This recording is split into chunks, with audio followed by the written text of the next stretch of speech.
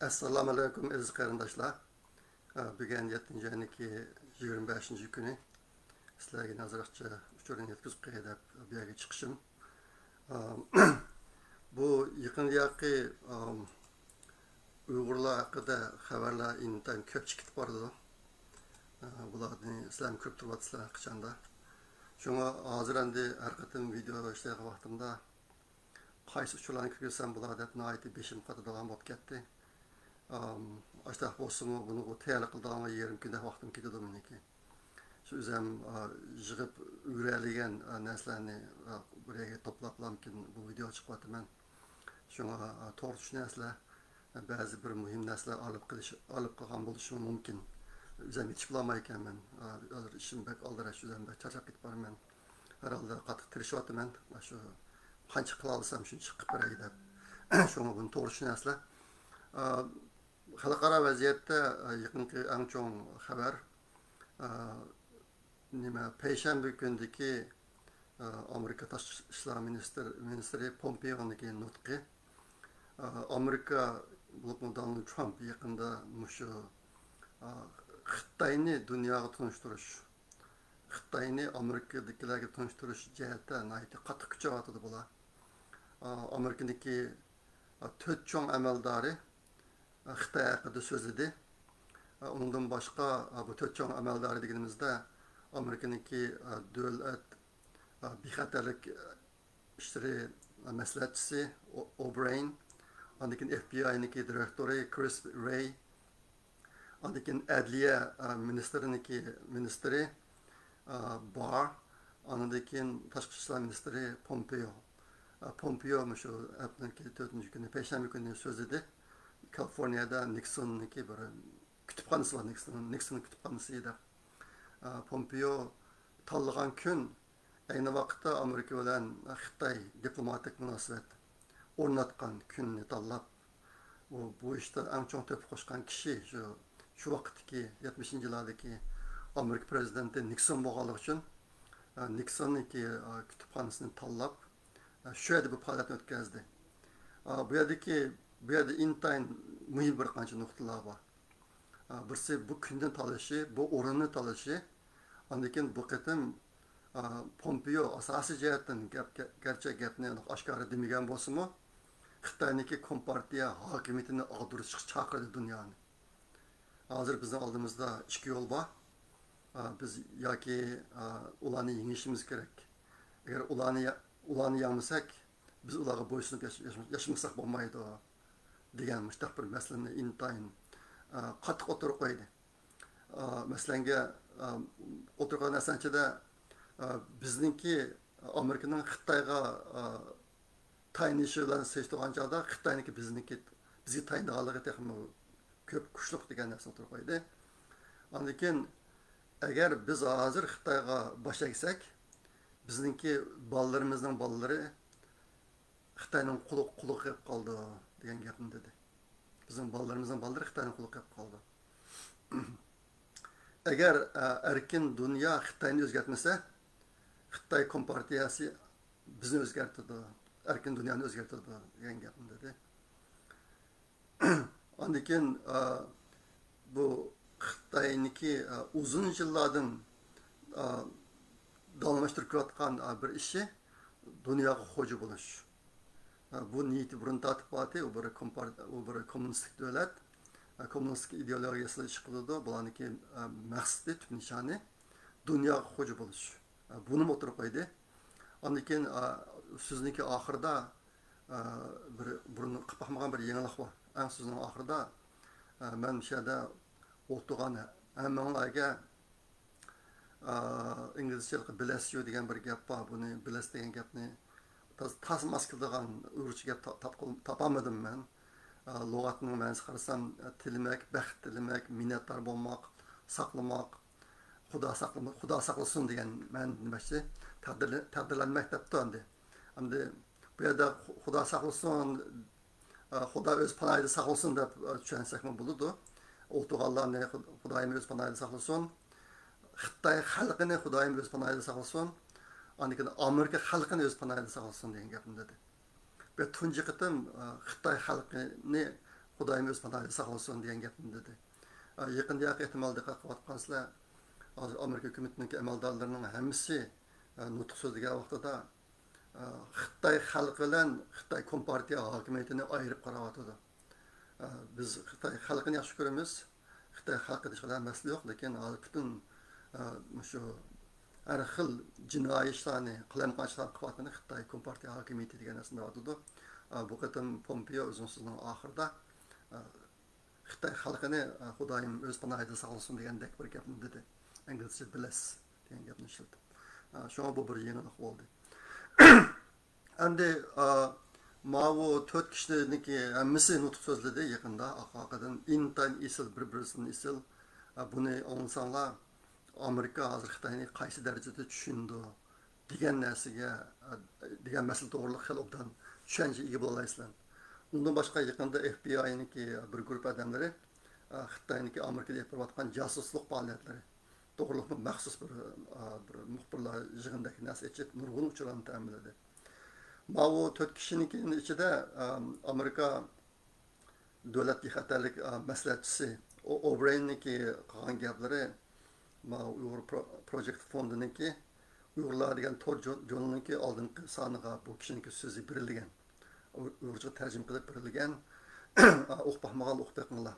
Amerika Xitoyni qancha darajada tushundi buni bilasizlar. Mana shu bir necha kun ichida yana bir yangi son chiqdi bu jurnalniki. Onunğa kimniki sözünü bədi, FBI direktörü Chris Wray'niki sözünü bədi. Uğurca tərcüm qılıb şu jurnalda var. O şeyden okuvasanla buludu. Andikin yine iki adamniki, o Adliye ministeri var. Andikin Pompeo'niki nutukları bulanımı jurnalniki kenki salarga basmakçı uğurca tərcüm qılıb.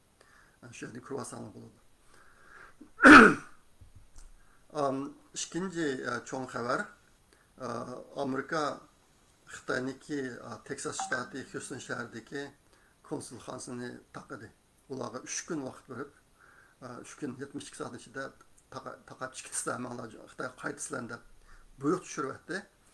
Şunu qılğan günüsü Xitoy konsulxanasındakı voylusunda nurgun hücretlərini köydürtükən bu hücretlərdən çıxan is Xudi bu bina o't ketgandek ko'rinibdi.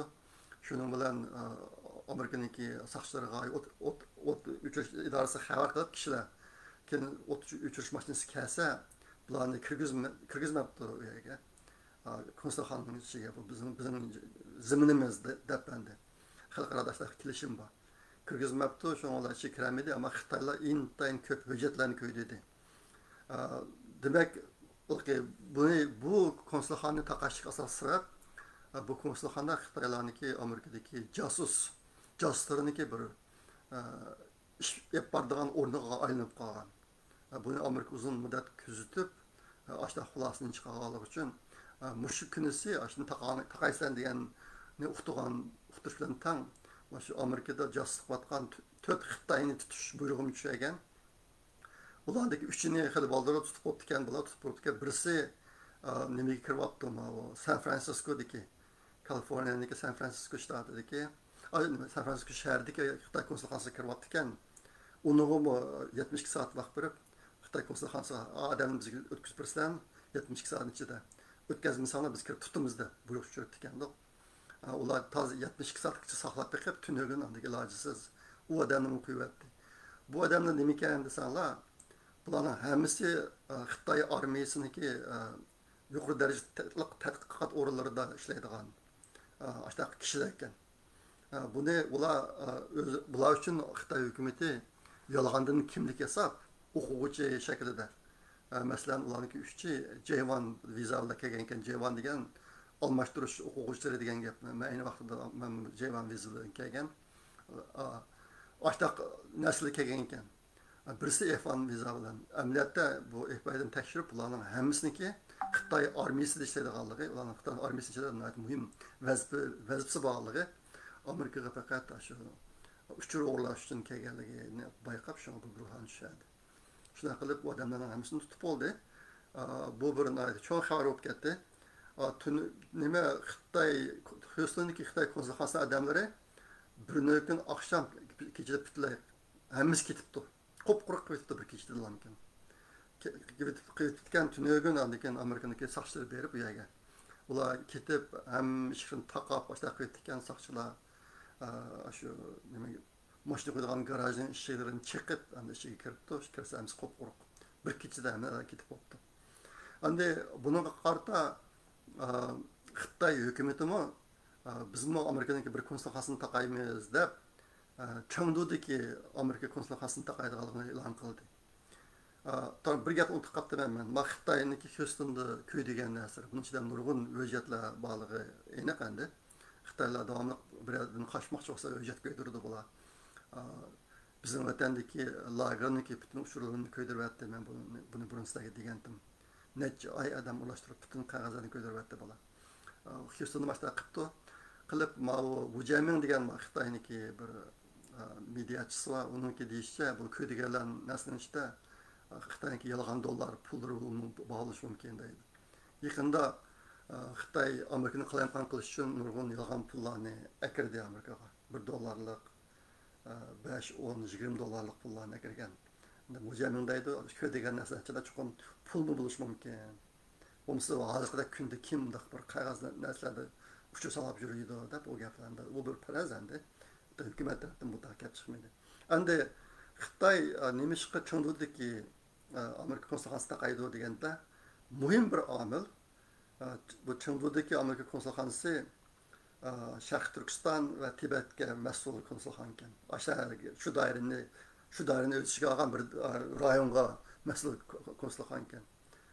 Aşağı bu başqa asaslığı şu Uygurlarniki, Tibetliklarniki uçurlarının Amerika'ya ketib qilishini yani şular bir təhdidinin aldını alış üçün Chengdudakini tanıdı degan farazlar oturib düşürdü. Xitoy ziyolilar shu narsani oturib qo'ydi. Aslında Wuhan'dakini taqamdikin deb u farazma botdi. Wuhan'da tanlamabdi. Nima ish qilsa, Wuhan'dagi konsulxonada adam yo'q hozir. Amerika o'zining odamlarini hamma akib olganka, keyin odamlarni qaytib olib ish tushimiz desa Xitoy taqulmabdi.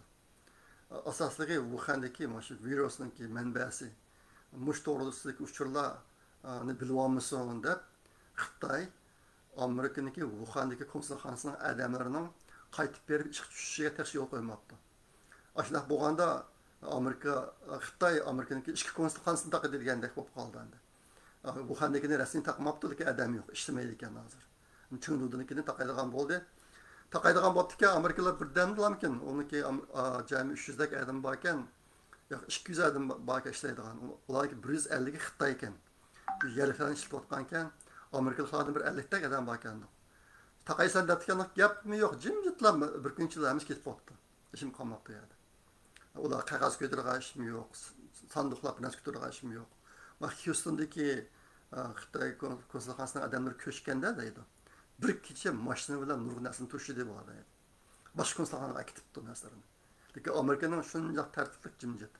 Endi yana bir cho'ng farq Houston'daki Xitoy konsulxonasini taqaydigan ish o'tirib chiqqandan keyin bir qismi Tibetlik, Falun Gongchi, yana boshqa Xitoylar u yerga berib Xitoylar Gongchuchi kat o'zining yurtiga bu deb vaqirab u yerda namoyish qilibdi. Konsulxona atrofida. Bir kun bo'lgan şeydi namoyish. Hamda Chengduda nima bo'libdi desanglar, Chengduni nihoyatda cho'ng doirada qo'rish bo'libdi saqchilar, Xitoy saqchilari odamni yaqin kelib o'tmaydi. Lekin uni shu qo'rshuv ayyaning qishida Xitoylar pojangiz etib tabriklab boshlab qilibdi. Videoları chiqyapti, buniki ko'ralaysizlar turdi bor. Pojangiz boshlab qilibdi. Xitoyda bir qonun bor ekan, shahar ichida pojangiz bo'lmaydi deydigan. Lekin Amerika konsulxonasi chiqqancha bu qonun bilan kori yo'q. Xitoylarni işte pojangiz atib qo'yib degandek tantanni qilishib Amerikaniki konsulxonasini taqildi qilgan. Ashta qilibdi. Men bir turib o'ylab dedim, yaxshi yo'qdi, mashta qilib bersa dunyo Xitoyniki qaysi darajada razil ekanligini Xitoy davlatining, Xitoy hokimiyatining qaysi darajada razil ekanligini ko'rish ham foydali deb o'yladim men. Shunga bu bir hisobda yaxshi bo'ldi. Üçüncü cho'ng xabar xalqaro parlamentlar birligida bir birlik qurilgan. Bunun içinde de Marco Rubio onu bir başlagandı. Bular Avrupa Birligiga chaqiriq qilib, Avrupa Birligi BDT'ga, Birleşken Devletler Teşkilatı'ga besim işletib, shu orqali Sharqiy Turkistonga Xitoyniki Uyg'urlar ustidan yurgizgan jinoyatini tekshiradigan bir o'mak mavzusi degan chaqiriqni qildi. Bu intayin cho'ng ish. Men izchil deb kelyapman. Uyg'urlar uchun bu muhim ishning birisi shu. Alda bu chaqiriq o'tirib tushibdi. Men o'tganda 5 muhim nuqtani degandim. Uning birincisi Xitoylarniki Uyg'urlarni qo'l chiqib ishlatish ahvoli, ikkinchisi Xitoyniki Uyg'urlarga solgan fojiasi, irqiy qirg'inchilik ekanligini e'tirof qildirish masalasi, uchinchisi BDT'ni Xitoy hokimiyatiniki jinoyatlari va Uyg'urlar haqida bir qaror olishga chaqirish, to'rtinchisi Sharq Turkistonga bir tekshirish umidini mandirish, beshinchisi Sharq Turkistonga bir tekshirish umidini mandirish degan 5 talabni o'tkazishni taklif qilgandim. Men buni hozir Twitterga chiqarib yozib bo'ldim, inglizcha yozib chiqarib oldim. Maish shu 5 talabniki ichidagi 5-chisiga to'g'ri keladi. Mening aslida o'yimcha oldidan BDT qarasa, keyin qarorniki ijro qilish ahvolini ko'zlaganga bir kuzatuvchi atrat uvatsa, andirikin tekshirish umidi uvatsa deb men o'ylagandim. Herhalde shu ishlarning ba'zilari hozir endi boshqa manbalardan mana chaqiriqning chiqishi Uyg'urlar uchun intayin bir cho'ng yaxshi xabar bu. Men burunda deb kelyapman. Xitoy Uyg'urlar haqidagi hech qanday planni o'zgartmadi, to'xtatmadi, o'zgartmadi, aslatmadi. Bu o'xshash darajada ijro qilyapti. Aşağıya xalqaro BDT'niki atratlari berib, beshida qarab turib ish qilmoqchilik bu ahvol o'zgarmaydi. Men bu vaqtda nazar to'xtalman birdan keyin. 4-chi xabar. Mana bu Uyg'ur tutqunlarni poyezdlansida bir yerdan yemeğe o'tkazish uchun mandib akitib olgan video bor. Bu video chiqdi xil uzun bo'ldi. O'tgan azra xabar bo'lgan. Yaqında bu video qaytadan chiqdi.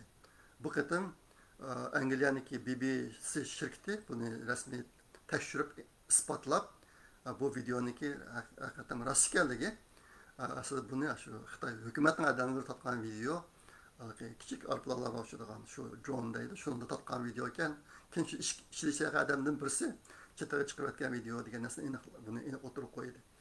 Buni o'tirib qo'ygandan keyin hozir yana dunyodan ko'p xabar bo'lib ketdi bu. Biz hozir uyda ishlagan bo'lg'achqa, men Amerikaniki Fox News degan bir mamlakatlik televizor kanali bor. Shuni qo'yib bo'sh qo'yib ishlayman uyda, men kompyuter ish qilgan bo'lgandan keyin. Uda 4 kun mush videoning xabari bo'ldi. Fox News'da. Men hayron qoldim. Men 2009-yili 5-iyul 40-yili bo'lgan vaqtida bir qancha cho'ng nimalar Amerikaniki mamlakatlik televizor kanallari shu xabarni birdi degan narsani oldindan qo'yib, men apparatlarimni to'g'rilab televizorga chiqarib tatib olay deb o'tirib 1 soat xabarni ichida saqlab o'tirib qilsam, aram 5 sekund bergan. Masalan, CNN shu yerda 5 sekund bergandi. Men jilg'idek bo'lib ketgan. Vatanda ashunday tashlar bo'lib ketdim, olam qotgan qilig'ini edi. Bu qatim qolgan televizor kanallari qanday o'qimayman. Hozir Amerikadagi shu Fox News'ning boshqalari hammasi Xitoyga moyil. Xitoy tarafiga turib qilib, Donald Trump'niki hamma ishni rad qilib ular qiynab degandek ashtaashlarni qilyotdi. Ashta bo'g'ashqa men boshqa ancha ko'rmay shu Fox News'ni maktab ko'ryapman hozir. Shuni ishqilib bir hafta ichida uni 4 kun berdi. 4 kun bergandan keyin nayiti nima bo'ldim men. Nayit suyundim bu ishdan. Men mingvatam deb uqmay qoldim men. Mingvatibdi. Nayit suyundim. Endi shuning ichida 4-kuni Amerikada nayit bir dağlıq bir Gordon Chang degan bir kishi bor. Bir qonun o'qigan odam. Qonun o'qib, qonun shirkatlari qurgandan keyin hozir necha televizor stansiyalarga qilgan. Obzor cho'p chiqdi bu kishi. Asosligi Fox News bilan CNN'ga chiqdi. Mushu Uyg'urlarniki ko'zi itlagan, hammasi tushirilgan, ko'p kiyim kiydigan mush odamlarni aktiv bo'lgan shu videoni so'rdi bu kishidan. bu videolarga sen qanday qaraysan deganda uni rosti isbotlandi. Menimcha bu majburiy emgak chiqib ishga ekib olgan odamlardan bir qismi deb shuni dedi bu odam. Deganda men intayin ko'nglim yerim bo'lib ketdi. Yerim bo'lib ketib Twitterga mushu xabar, mushu kishiga qarata o'zimdagi fikrni o'tirib qo'ydim men Twitterda. Mushu odamning ismini atab turib. U odam yaxshi odam. U odamniki bir nechta donli kitoblari bor. Masalan, Xitoyniki yaqinda yuz bergan o'rilishi, Xitoy hukumatining o'rilishi degan bir kitob bor. Uni 2000-yillardagi boshlarida chiqqan kitob. Men shu setib olgan hozirim bor uni. O kitobda Xitoy hukumati 2010-yillari o'lib tushdi deb farazga o'tirib qo'ygan kitobda. Lekin u ishlar bo'lmadi. Shu kishi endi o'zi yaxshi odam. Shu to'xtamay Xitoyning ustidan shikoyat qiladi. Pash qildi Xitoyni. O'zi ehtimol Gordon Chang kan, endi famisi Jang kan, shuni qaragan chog'da ota-onasiga birsi Xitoy bo'lishi mumkin. Bu ishlarni to'xtatib baxmadim men. Ashta. Endi men yozgan o'zimniki bu narsaga qarata yozgan narsam bundaq. Bu Uyg'urlardan majburiy emgakchilarga aktiv olgan ahvollarniki videolarini Xitoy hukumati tarqatib qo'ydi uni. Yaqında biz nurg'un videolarni ko'rdik, topshirib oldik. Menmi Twitterga uftur chiqarib turdim bularni. Majburiy emgakka aktiv olgan shu Xitoy virusi nihoyat avji chiqqan vaqtidami ichkilar aktiv olgan bu ahvollarniki videolar ko'p chiqdi. Lekin bu video unday emas. Bu majburiy emgakchilarga yapılgan kishilar emas. Mening farzimcha bu kishilar shu ishga a'zo sodisi yoki Xitoyniki biyologiyalik qurol ishlab chiqarish tajribalari uchun maxsus tanlangan odamlar ma'lum. Bu video asli maxfiy. Ko'rsanlar o polis stansiyasining atrofida hech qanday odatdagi odam yo'q. Faqat saqchilar bilan Uyg'ur tutqunlardan boshqa odam yo'q u yerda. Asli buni butunlay maxfiy qilgan ish. Lekin shuni tatgan odamdan birisi uni taqdir etibdi buni. Shuni kelib qolgan video ma'lum. Shunga bu yerda Gordon Chang butunlay xatoga qildi. Bu Uyg'urlar ishkiriga majburiy emgak chiqib ekib olgan Uyg'urlarning bir qismi bo'lishi mumkin deb. Shu men dedim bular unday emas. Bular ishki a'zo sodisi va shu biologiyalik qurol ishlab chiqarish tajribalari ishlatilgan Uyg'urlar degan narsani yozdim. Undan sal burun yana bir narsani yozganman. Shu videodagi Uyg'urlarga qarab qolsanglar, beshiniki shakli nihoyat o'xshaydi bir-birisiga. Qalsini oqsida biroz do'nqisi bor. Hammasi xuddi bir zavoddan chiqqan boshlardaklarkan bu. Yenidan chechilarini tushirib ekan. Odatda biz hammamiz shu Sharq Turkistonda tug'ilib cho'ng oldik. Bu yana odamlardan bilamiz. Hammamiz büşkit yatgan, masalan, men büşkit yatgan bir kichik vaqtimda. Shu beshimizda oqsi yo'q. Nurg'a odamlarning beshining oqsi yo'q. Oqsi nima emas. Chiqiqliq emas. Malaniki unda emas ekan. Shu qalsini shakli qarasa, birisi biroz so'qchoq, qalsini nimasi bor ekan. Anandakin shuncha o'xshaydi shakli bir-birisiga. Shunga men bu odamlarni bir alohida maqsad uchun tanlangan Uyg'urlar deb o'ylayman men. Bu gapni hech kim deb baxmadi. Şu yaqında men maxsus bir tema açıp Twitter'da mush masni yazdım. Aş Uyg'urlarniki 5'e diqqat qilinglar. Nima uchun bularning 5'i hammasiniki o'xshash bir-birisiga. Bular bir alohida ish uchun tanlangan Uyg'urlar degan narsani o'tirib qo'ydim. Buni yaral diqqat qilsin, xalqaro degan narsa. Shu mush to'g'ri narsa yozib qo'ydim. 5-chi xabar Türkiye'de şu xalqaro munosabat kasbida o'qiyotgan bir inimiz bor. Mehmet To'xtay Ataoğlu'da. Uniki 2 kun oldida bir inglizcha maqolasi e'lon qilindi bir matbuotda. Uning asosiy mazmuni bu dunyodagi musulmon ellari hech qanday ishda birliklanmaydi, ammo Xitoyga yonbosib Uyg'urlarni bostirish jihatda pozitsiya bildirish kelgan chog'da bular darajadan tashqari birlashib ketdi degan mesela bir temada. Bu hakikaten bir cho'ng temiti, xalqaro sahnaga kelgan eg'ir masala musulmon dunyosida. Bu darajada o'tirib chiqmoqmagan bu gap. Shu aynimizniki maqolasi chiqdi. Shuni bir daqqa yozdim. Men buni Facebook'imga chiqarib qo'yib ko'rsam bo'ldi.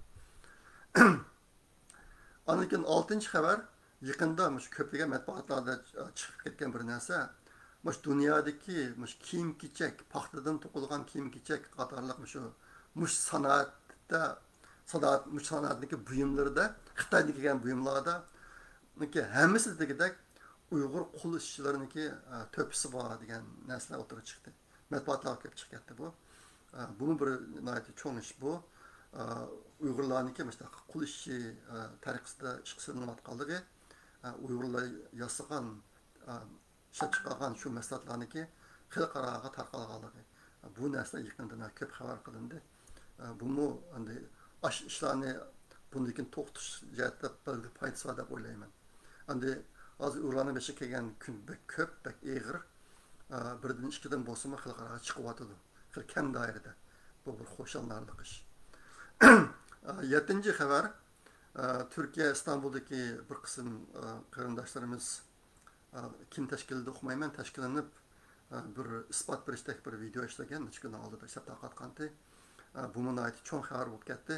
Bo'libmi Avstraliyaniki Sky News degan osmon xabari degan bir mediasi buni bir tikandiq. Ben onu nimaga chiqib o'rtoqlashib qo'ygandim Twitterda. Men bugungi programni ishlashdan buni qarab baksam, bu video 119 ming qatam ko'rilibdi. Chiqib uzun bo'lmaydi, bir necha kun bo'ldi. Nihoyat unumi yaxshi bo'ldi bu videoniki. Ashni qilgan barliq qarindoshlarga ko'p rahmat. 8. xabar Amerika Uyg'ur birlashmasi sinimiz Mehrgul Tursunni asosiy kishi qilib turib, uningga qo'lida bir taxtayda ingliz xatni ko'tagizgan bunday bir shaklda bir video chiqargan. Bu qo'l ko'targan xat mazmuni olinish turdi endi. Uyg'urlarniki hozir ahvolini dunyoga bildirish to'g'riliq. Bumi nihoyatda unumi yaxshi bo'ldi bu ishniki. Uyg'ur Amerika birlashmasi o'ziniki Twitter hisobiga chiqarib ekan bu videoni. Men o'rtoqlashgandim. Hozir o'sha chiqishdan burun qarab baksam 55 ming qatimga yaqin ko'rilibdi bu video. Ishqilib meniki ma'nosini tilashimga sabab ma tashviqotlarniki unumi intayin esli bo'lyapti hozir. Mush sahada qarindoshlarniki davomli tirishishni umid qilaman. Andan keyin manabetin deb o'tgandek shu 3 talabni Twitterga birinchi qatim chiqardim. Xalqaro 3 talab. Birinchisi BDT Xitoy jinoyati va Uyg'ur masalasida qaror olsin. İkincisi BDT Sharq Turkistonga bir kuzatish umiki avassin. Uchinchisi BDT Sharq Turkistonga bir tashrish umiki avatib Xitoyniki Uyg'urlar ustidan yurgizgan jinoyatni tekshirsin degandek narsalarni o'tirib qo'ydim. Lekin tunugin hozir shu ko'nglimga kelgan bir ish bor. Hozir qadar BDT Uyg'ur masalasida hech qanday ish ko'rmadi. Quruqlama hozir asosan. Qaror bir narsa yo'q. Burun xalqarada sal bir ish qolsamkin qarorlarni oqaqada qarorlarni elib u qilib ketadi. Ani Uyg'urlar kelgancha bu ish yo'q. Buning ikki sababi bor. Birisi BDT'niki nihoyat muhim xodimlarni Xitoyda sotib olgan. Bu to'g'riniki ayrim to'xtalish kerak. Bu nihoyat vahshiy tahdidlar bor Xitoylarniki necha ming yillik. Ashlan orqali sotib olgan bo'ladi birinchisi. Ikkinchisi Xitoylar Uyg'ur ustidan yurgizgan jinoyatlarniki butun uchurlarini qattiq kontrol qilib olganligi uchun xalqaro biz garchi shuncha desakmi ko'z oldiga keltirmayotdi. Uyg'ur fojiasiniki qancha darajada ig'irligini. Shu sababdan bu ishlar bu qat'iy bo'lmaydi. Men necha kundan yoqi Kosovoniki ishini biroz tekshirib baktım. Kosovoda nima bo'lgan? Xabarlarda bor 2008-yilda Kosovo mustaqil bo'lib ketdi.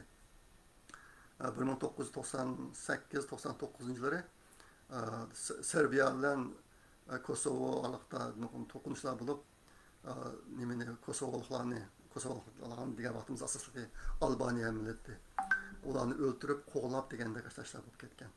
Shundan keyin shu sababdan keyin BDT aralashib bu ishga mustaqil qildi Kosovoni. Men intan hayron qoldigan natijalarni bayqadim. Birisi Kosovo aslida tarixda mustaqil bo'lib qolgan yer emas ekan.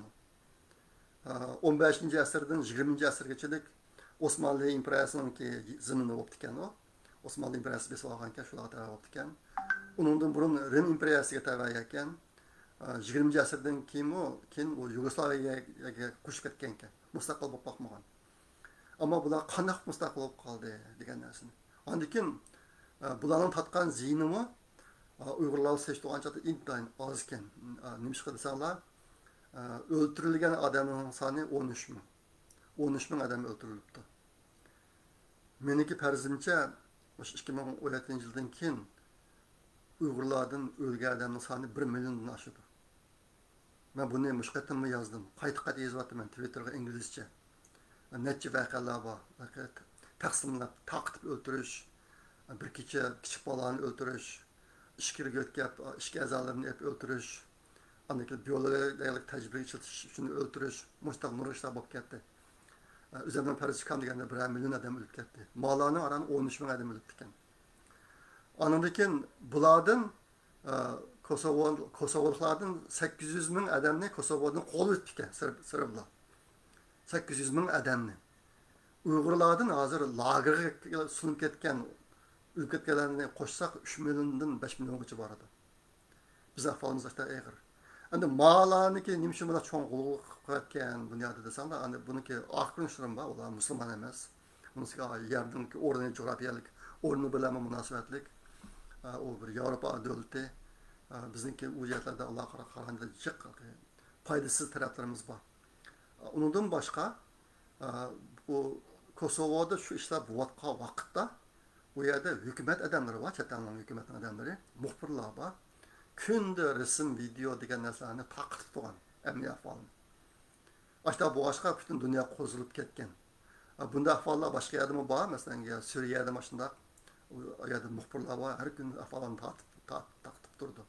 Uyg'urlar masalasi kelgan chog'da Xitoy bek ilmiy kirib bo'lganlik uchun, ilgar bo'lganlik uchun shu uchurlarni qattiq kontrol qilish orqali Uyg'urlarniki haqiqiy fojia ahvolini dunyoga chiqaramiz biz. Shunga ana o seçtiğince de biz ahvalımız intayin eğir.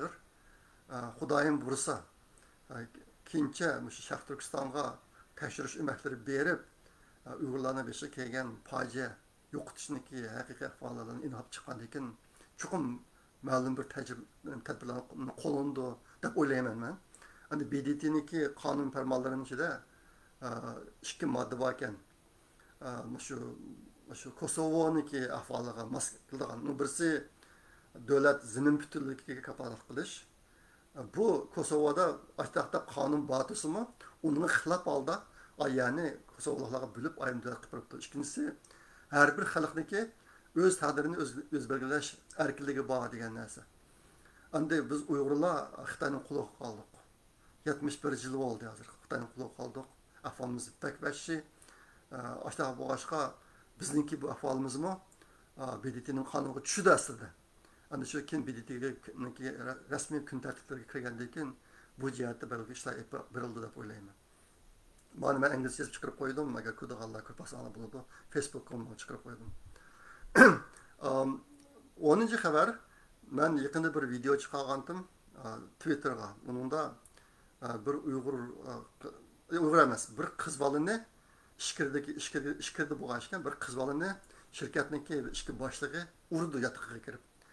Yataqlarniki tuzilishi Uyg'urlarni apirib majburiy ish qilib olgan da yotgan yataqlarga o'xshaydi ekan, qo'shqish karvat, karvatlar bor. Shu o'yin ichida u qiz bolani tushirib qolgan, qo'liga tushirib ekan, shu chirini ko'rib olmay ekan, shu miltini qullanmaydi lekin odam o'qib turibdi qizni. Yine qachonsan deb. Bu qiz shu majburiy emgakdan qochgan qiz ekan. Tutilib, aşta qattiq urgan ahvol ekan. Buni men video yozib chiqarib qo'ygandim. Uyg'urlarning ahvollari shunday vaqtda. Meni Uyg'ur demadim, ichiring ko'rmayotganim uchun. Aşta chiqarib qo'ygan bu videoni hozir bugun qarab baxsam 135 ming odam ko'ribdi. 1,5 mingdek odam bahrlab degandek qilibdi. Buniki unum yaxshi bo'ldi. Andan keyin yana bir 11-xabar o'tganda demedim-ku deyman. Angliyalik bir donliq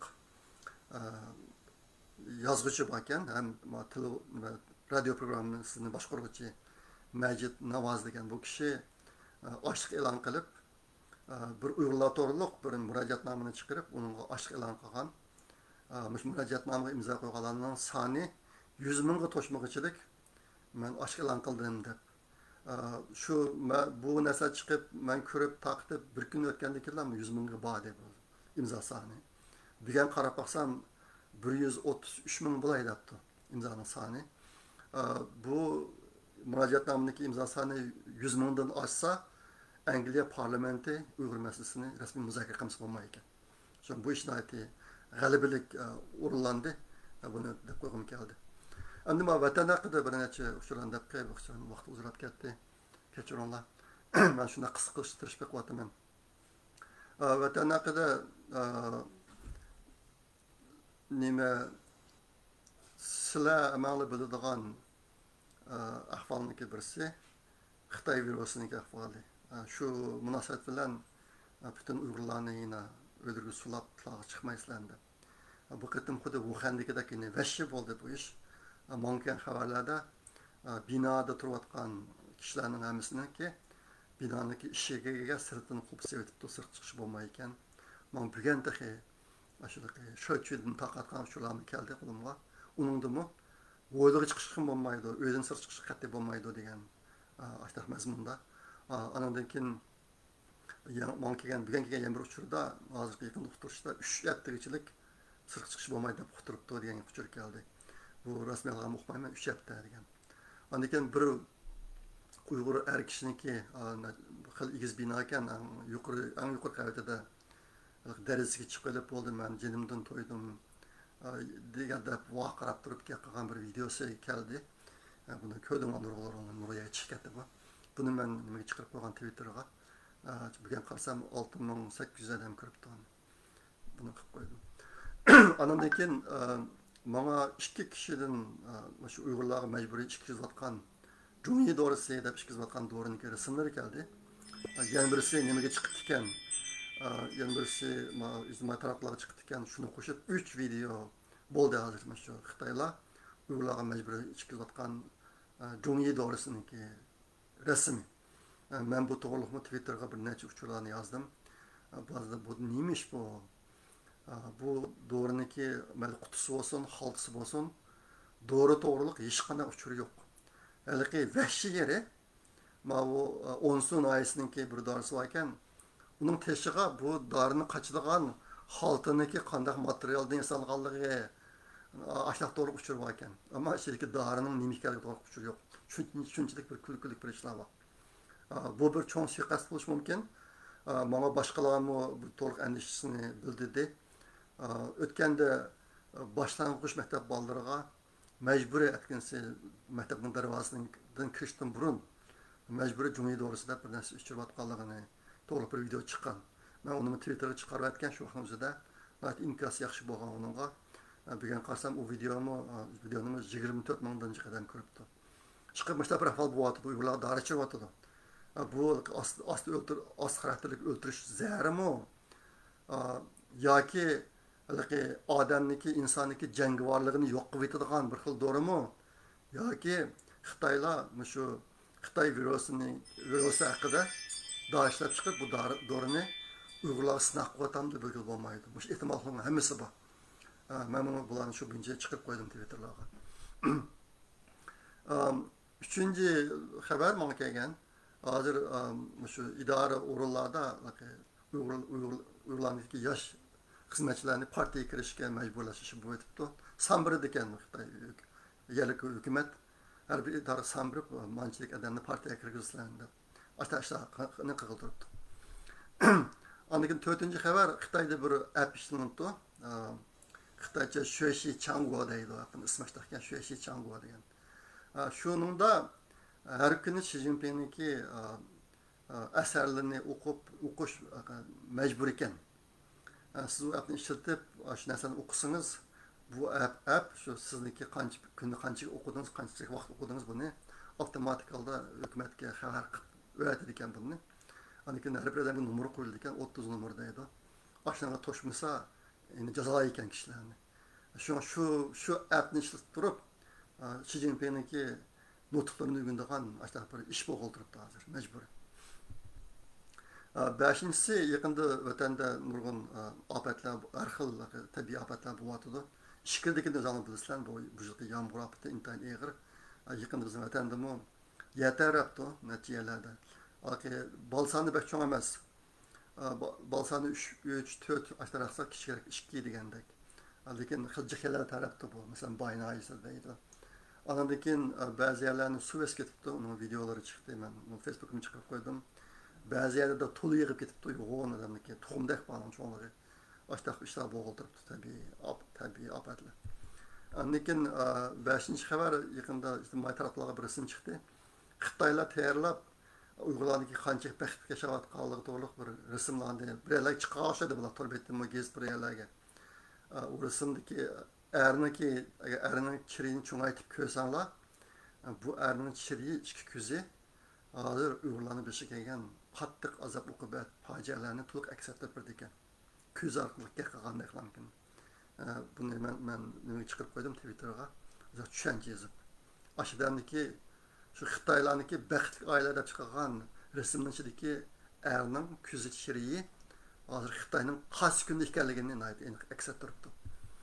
6-cı xəbər yakında şu Uyghur kızlarının Xitay'la toy qilish işi, andaki Xitaylar'daki Uygurca usul oynaş işleri, Uygurca nakşi etiş işleri, andaki Uygurlar'daki Xitayca çançıl nakşlarını urulaş işlerini doğruluk videoda çıkarttı. Bunu gördümler. Ehtimal ben Facebook'uma çıkarıp koydum. Hazır endi meniki farzimce Xitay Uygurlarga təvə həmin nərsəni tatib edishqa urinib Uygurlarni yo'q qilib etib, Uygurlar qildigan ishni Xitoylarga bir vaqt deb tushunishga bo'ladi hozir. Masalan, bular usulni shuna fayzi uyum ketibdi. Men bu to'g'riliq natijani oldindan anlagandim. Vatandagi eng donliq usulchilarni Xitoyga usul o'tishga sevotganligi to'g'riliq. Andagi vatandagi butun donliq naqshchi, sozchilarga Xitoyni taqsim qilib berib, har birisiga natija shorik odamni shorikka berib, mana o'gitsan deb. Ashta o'gatdi. Mening bilishimcha shu o'gitib bo'lgandan keyin bir qismlarini lagerga ketdi. Xitoyga texnikalarni o'gitib bo'lgandan keyin. Mana fojialar bor. Hozir Uyg'urlar ahvolida bu bir ig'ir ahvol, mustaqil ahvol bo'lyapti. Endi yana bir narsa deb qo'ygan o'tgan qatnashma programmada Yasir Qozidan Noma Alixonniki faqat Uyg'ur to'liqga xizmatqorligini tilgandim. Mana bir qarinishimizdan uchur keldi. U qarinishimiz Yasir Qoziniki leksiyalarini davom anlaydi ekan, yangi leksiyalarini. YouTube'ga chiqargan narsalarni u deydi, Yasir Qozi arlab Uyg'urni tilga oldi deydi. Şuna mening agibimda xatolik bor ekan. Maxsus Uyg'urlar to'g'riligini men topamadim. Lekin ma qarinishimizning deyishicha, o'ziniki futbollarda, leksiyalarda arlab ichida Uyg'urlarni tilga oldi deydi. Shunday bir ahvol bor ekan. Anakin Amerikaniki CNN'ning GPS degan bir programmasini boshqaradigan Farid Zakara degan odamning gapini qilgan. Men shu sizlarga oshkabni deblam aytsim o'rganishim bu odamniki şu GPS degan programmasida bir programmasi chiqdi. Bunda nima qildi desanglar, Amerikadagi Xitoy konsuli bilan suhbat o'tkazdi bu odam. Ko'rsani qusqunlik qildi. Odatda Amerikada suhbat o'tkazgan vaqtida fikr ixtilofi bor bo'lsa, ikki taraf bor bo'lsa, har bir tarafdan biridan odamlar kelib suhbat o'tkazadi. Shu ikkisi o'ziniki o'xshamagan maydon o'tirib qo'ydi. Maadash Amerika konsulxonasiniki konsulni chaqirib, o'zi og'ziga gap sepirib, Xitoyga yonmasib, ashta qilib bir video program ishlab chiqardi. Adam chidiqli olmaydi buni ko'rsa. Xudoga mening degan gapim isbot bo'lgandek bir ish chiqdi. Men buni nimaga chiqarib qo'ydim? Facebookga ko'rasizlar. Endi oxirgi bir gap yaqinda Amerika Uyg'ur akademiyasi buni yaxshi taniq bo'tdi. Ularning birisi shu Xitoylarning tug'ut cheklash siyosatiniki ziyonkashlikka uchragan Uyg'urlarni tizimlash bir chaqiriq chiqdi. Bo'lsa mana ovoz qo'shsanglar. Alqi bizniki o'zimizning ovozini nihoyatda eng yuqori kuch darajada chiqarish uchun mushtaq ishlarga hammamiz ovoz qo'shmasak bo'lmaydi. Iloji yo'q, boshqa amal yo'q bu ishlarniki. Shu ma tekshirish davomlashyotdi. Buni ovoz qo'shib qo'ysanglar, andan keyin Amerika Uyg'ur akademiyasi yana yaqinda ikki Amerikadagi Harvard universitetida yana bir maktab o'qigan ikki qizimiz bilan suhbat o'tkazib, yoshlarga yetakchilik qilish jihatda boshqa bir program ishladi. Nihoyat yaxshi epirildi bu, inkasdagi yaxshi. Uni ko'p baxsanglar bo'ladi. Shunda qilib bugungi program mishada oxirlashdi. Men o'zim o'ylagandan sal jihob ketdi, kechiringlar. Xudoyim bo'lsa, kelayotgan ko'rishimiz. Ma'qulamsa, xayr xo'sh, Allohga omonat.